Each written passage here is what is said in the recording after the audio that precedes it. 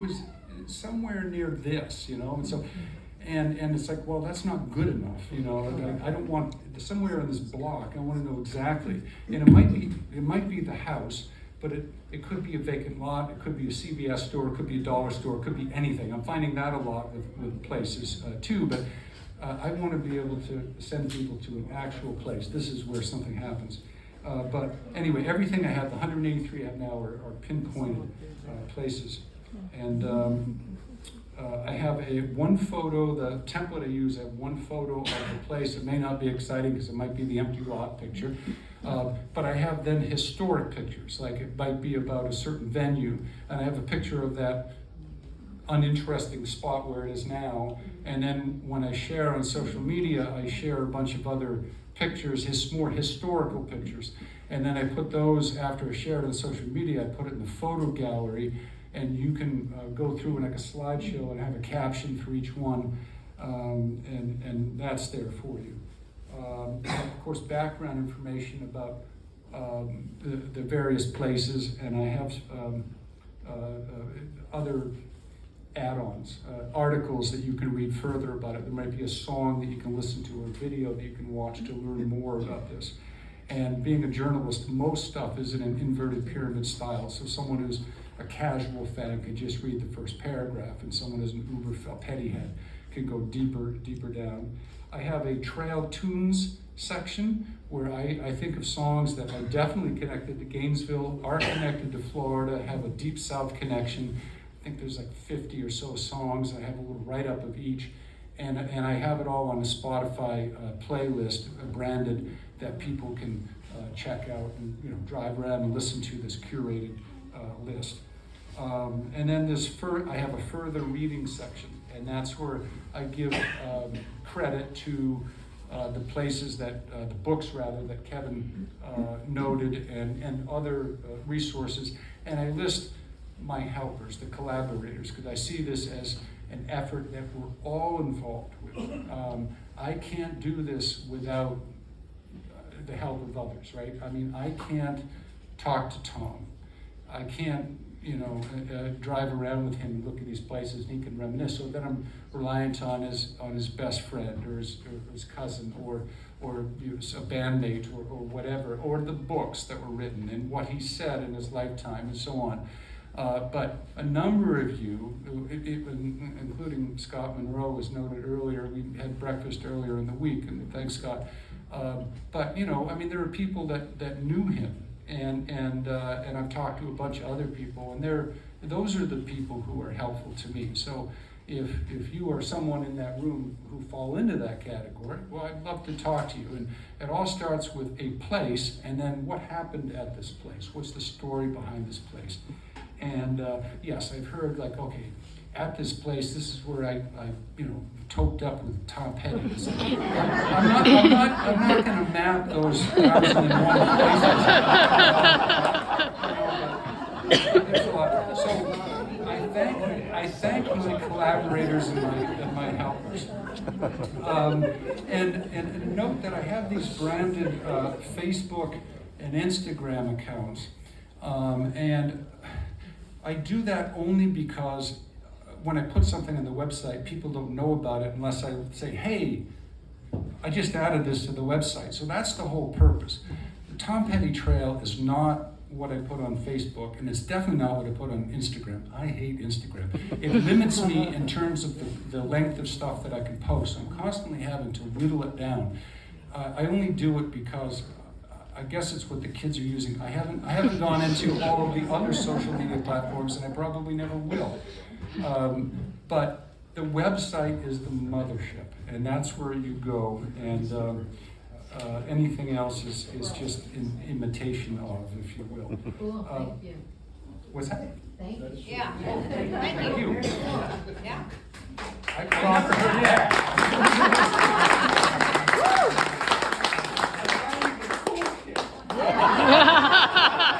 I did it before I turned 60. You thought you were funny.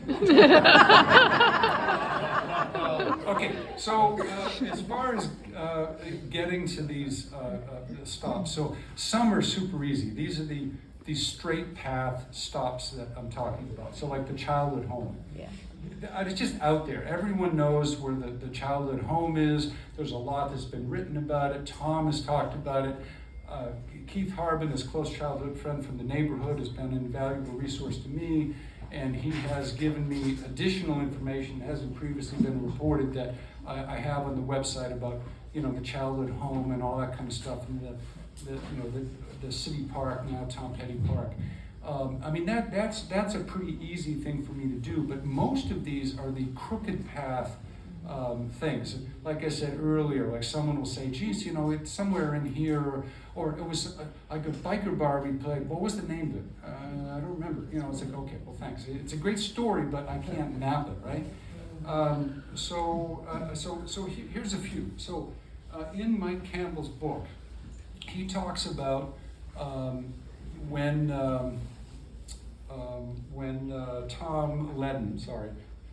Tom Ledden was ousted from the band, that they had a show lined up down in Naples, Florida, and they needed someone in a pinch.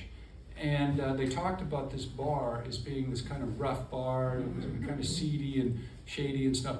And they played, if I remember correctly, they played like at night or whatever, but they realized, Tom decided, we're not going to complete our week's residency here. Let's just get the hell out of here, okay? Cut our losses. And he goes in like the next morning and cleaning up the bar and whatever, and he sees the bar owner and says, we're gonna leave. We're done. And the bar owner pulls out a gun. He says, no, you're not going anywhere. That's a story. I see some people shaking their head, and that's a great story. And I'm like, oh, I'd love to find that out, but the name is not said. And even if the name is said, I might not be able to know the address.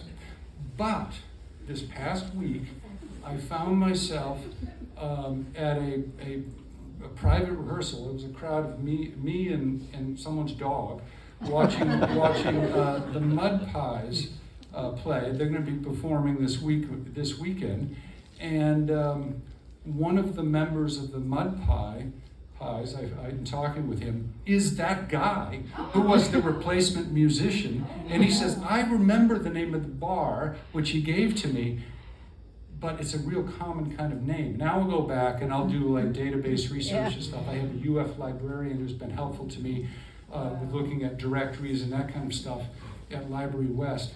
And I might put him to work to come up with that. But that's one of these crooked lines. And I stumbled across this person this past week. I wouldn't have known otherwise. I would have still been looking. There's another one, the elusive Astro Lounge. Now, the Astro Lounge sounds like a weird name for a country western bar. But in Lake City, both Benmont, in an article in Variety magazine, had talked about the Astro Lounge playing there in the early 70s. And remember, this is kind of before he was in like tryout phase. He'd come back in school break and he'd sit in.